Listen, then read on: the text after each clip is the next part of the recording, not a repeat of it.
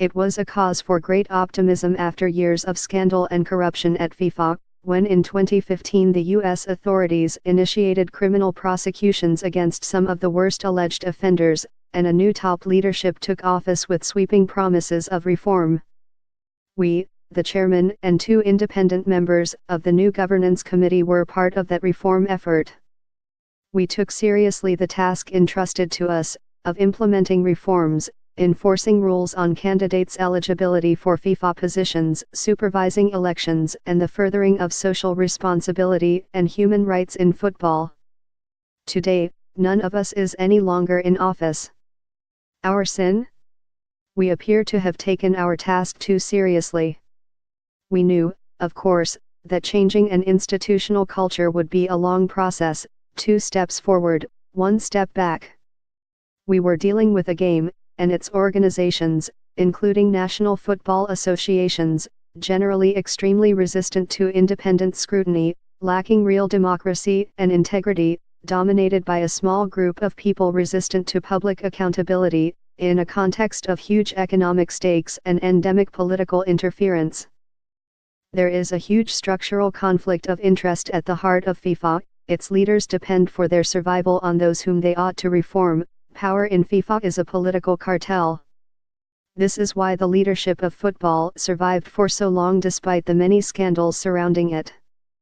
With a little help from the FBI, and the independent FIFA Ethics Committee, whose 2 chairmen also had their tenures ended at the Bahrain Congress in May, it might be that some bad apples have finally been removed. But the system remains largely unchanged. The leadership of football does not answer to the court of public opinion. It responds to its own constituency that would replace leadership which seriously tried to reform football. All of us, united in our love for the game but with no ties to it, and with considerable experience in law and governance, accepted our appointment having received solemn promises regarding our independence. Understanding that reform would not happen overnight, we showed flexibility when we thought it was proper. But we drew some red lines. We tried to effectively and impartially enforce FIFA's stated principle that members of the FIFA Council must be politically neutral.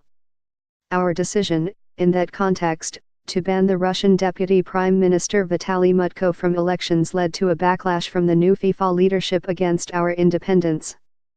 We also tried to enforce gender equality, human rights, and regulate the integrity of FIFA elections, and faced resistance on all of them. Ultimately, it became clear to us that the leadership, in order to secure its own survival, could no longer support our independence. We have concluded that FIFA cannot reform from within. Those responsible for leading such reform are politically dependent on the associations and officials they need to reform, and may remove members of the judicial and supervisory independent committees at a whim. Sport is one of the most important areas of social and economic life, representing around 2% of the world's GDP, yet it is governed by transnational private organizations.